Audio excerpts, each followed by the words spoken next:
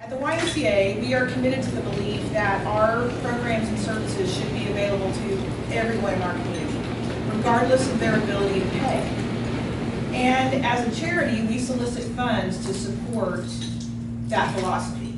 That's where our Strong Kids campaign comes in. The name is a little bit misleading because it doesn't just serve children. We serve adults and seniors and families and just basically anyone who comes to us who's interested in what programs the Y has to offer. But in terms, and certainly the children in our community are the biggest benefactors of the aid.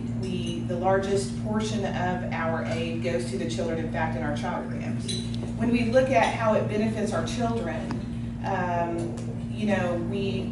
through this assistance, children who would otherwise be denied are allowed the opportunity to learn to swim. And I could spend a long time talking to you about how I feel about that.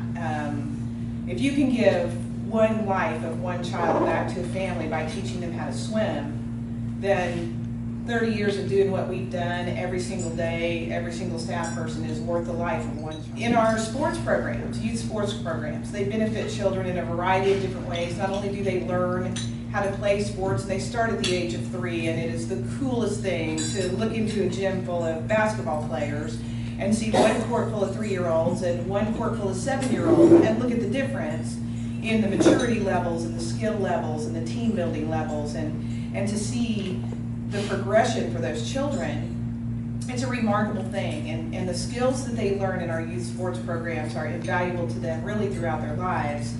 And unfortunately, the sad fact is that many children in our community and in our state and in our country don't see very much opportunity for physical activity. And sadly enough, the 2 hours that they might spend in our youth sports programs between practice and games every week might be the only real physical exercise that they see in a week. So there's that benefit as well. Our 2 wonderful child care programs in our preschool program, we start at the age of 2 and we teach them through the age of 4 the fundamental skills necessary for foundational effective learning throughout the rest of their lives, really. And then in our school age program, we start in 1st grade and we take them on through about the 6th grade, and we teach them how to continue building relationships, how to continue with successful habits in school. We teach them about the correlation between exercise and nutrition and basically lifelong health. That in its plain form is enough, but I can tell you guys, I get to see every day these incredible, incredible stories that come from each area in our Y, and not just with children, but some of those are so heartbreaking and heartwarming at the same time that they really, really make a tremendous impact. And right now we're seeing just an incredible increase in the number of families in our child care programs, in both programs, that are coming to us for assistance.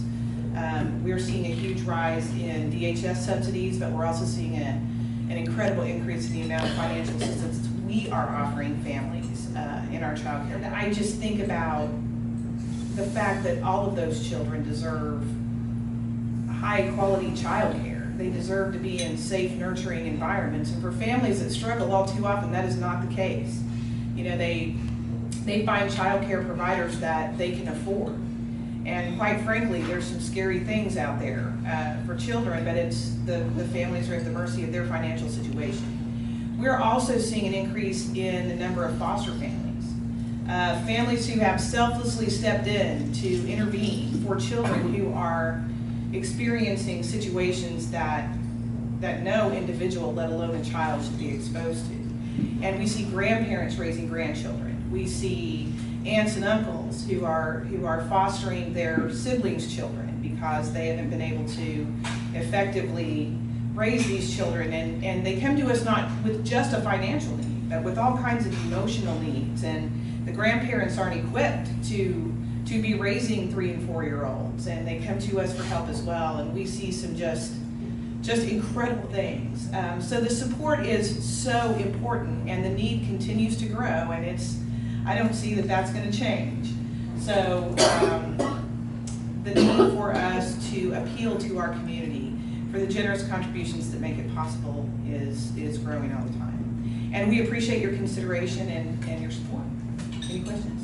What is the budget? What is your goal this year? Our goal this year is $45,000. What was it last year? It was 40. Well, It's not keeping pace with